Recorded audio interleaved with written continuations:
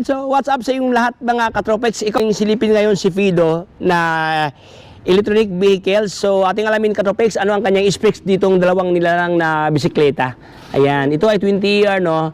Alright, siyempre naka lithium ion ang kanyang battery dito. One of the world class na kind ng battery ang kanyang sinaksak dito. So, samahan niyo ako mga boss natin silipin sa isang kanyang specs at siyempre ang kanyang halaga. So, kung bago ka pa lang sa aking channel, subscribe para lahat ng update ay mapunta sa inyo katropex. So, wag nang baligoy-ligoy pa. Let's go!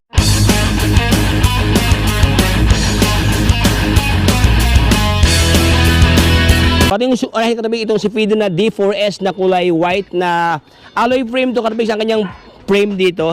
Ayan, naka-folded na itong kanyang body clamp, no? Ang kanyang seat stay at saka chin stay, walang same lang kanyang lapa dito. Walang masyadong decals to mga katropex, no? Minimalist siya dito. Only here lang dito, parang may line dito na kulay green. Ayan, at saka dito sa kanyang brand na Fido, may nakalagay electric bike. Dito sa kanyang upper tube katropex, no, may nakalagay ito na lithium-ion battery. So mamaya katropex natin i-discuss ang kanyang technical specification dito. So dito naman tayo sa kanyang physical figure dito. So yun mga boss, alloy frame, ito kanyang palatandaan ng alloy. Mayroon siyang serial number dito katropex sa kanyang sa head tube dito mga boss. Mayroon ng number. Ang kanyang stem naka folded na mga katropex, no? Ito ang kanyang stem dito. Yan. Handlebar niya is powered by alloy. So ang kanyang ginamit sa kanyang shifter is Shimano siya dito mga boss. Naka 6 speed. 1/6 speed to katropex, no? Tapos ito kanyang brake. Ayan. Mechanical disc brake to katropex dito. Ang kanyang brake lever, hindi masyadong kalakihan ang kanyang brake lever dito. Tama-tama lang siya. Made by alloy. Ayan. Meron na siyang gauge dito. Ito ang kanyang busina. Meron ng busina. Alright. So ito ang kanyang throttle mga boss, no? So hawak ka lang dito, ito kanyang throttle, ikot-ikutan mo lang siya dito. Maganda siya kasi siya, very responsive siya katropex, oh. Alright? So ito ang kanyang pormahan mga boss. By the way, dito sa kanyang drivetrain components katropex dito, naka 1 by siya, tapos yung Shimano ang kanyang kasit dito. Shimano Tourney ang kanyang RD. Ayan, wala siyang FD dials na naka single speed siya. Sa labas ang kanyang mga cable, oh. Ayan, naka external cabling siya katropex, no? Alright, so naka-disc brake na. Ang guma na ginamit dito is ito kanyang space sa kanyang gulong 20 by 1.75. Ayan, naka-alloy na ng kanyang rim dito, naka-double wall ito mga boss, oh.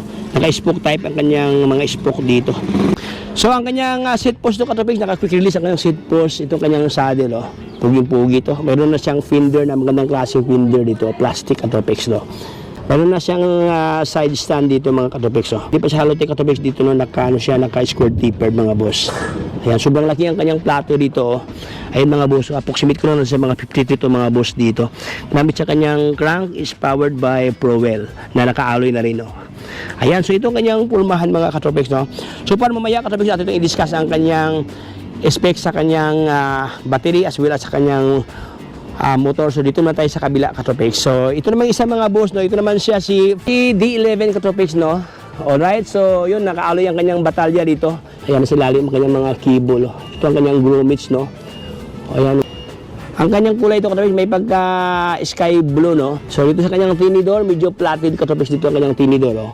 Ayan, medyo slim siya, no. Tapos mayroong mga design dito, mayroon siyang kanto kumbaga pa. Ayan, hindi pa siya quick release ang kanyang dito. Maganda ito mga boss, no, kasi iwas nakaw, no. Hindi man nakaw ang gulong kasi hindi siya quick release, no. Ito ang kanyang brake. Ayan, powered by mechanical. Ayan, mechanical disc brake siya dito. 20 by 1.75 ang kanyang specs sa kanyang gulong. Ang kanyang rim na ginamit is double wall alloy na siya. Naka-spoke type siya. Meron na siyang fender din sa harapan. Ganda to, oh. Mayroon tayong ilaw mga katropex doon na naka-LED na mayroon ng built-in na ilaw dito. Ganoon din katropex, no, ang kanyang stem dito is folded, pwede mo ma-pulled out, no. Even ang kanyang batalya diyan katropex, mayroon ng body clamp diyan, pwede mo i-pulled out. Alright, so mayroon na siyang gauge dito katropex na digital. Naka siya, naka 7 speed. Ayan. Ang ginamit sa kanyang shifter is ayan, no. DSL D200. Ito naman siya naka-thumb throttle, dito ka na mag-throttle. Ito ang kanyang thumb. Ang ganda mga boss, hindi na yung di-ikot, no. Ito naman siya di-post lang dito. Ito ang kanyang throttle. So naka 7 speed to katropex, naka 1/7 speed. So approximate ko lang katropex sa kanyang plate dito sa kanyang plato na sa mga 54 ata ito mga boss, or basta 50 something. Maganda ang kanyang ano to katubig, mayroon ng design dito oh. It adds visibility katubig lalo na pag gabi no. Ayan oh, mayroon siyang kumikintab-kintab doon sa gilid. 5 spider siya dito, 5 kanyang spider, tapos ganoon aloy na rin ng kanyang crank dito. Boss no, maganda rin ang kanyang seat cube dito katubig, malapad oh. Ayan. Almost na sa mga 5 inches ang kanyang lapad dito katubig no. Dito ang kanyang battery katubig sa kanyang seat post. Ayan oh. So naka-quick release. Charge mo mga boss, ito ang kanyang saksakan dito. Ito ang kanyang battery. Dito sa kanyang likuran, meron ng fender din dito. Kanyang RD is powered by Shimano Tourney. So yun mga boss, natin na pong silipin ang kanyang specs itong dalawang nilalang. Ito katubig, ang kanyang battery dito is powered by lithium ion cell. Ito is 36 volt, 10 ampere. Tapos ito naman isa is 36 volt, 11 ampere. So parang isa lang ang difference no. Same sila doon sa volt. Ayan, 36 volt, 10 ampere, while this one 36 volt, 11 ampere. So ang kanya namang motor ito mga katubig, so ang kanyang power is 250 watts ng motor na ginamit dito. Itong dalawa, same lang sila ng motor no, 250 watts. Ayan mga boss, ito ang kanyang spec when it comes sa kanyang specification mga boss.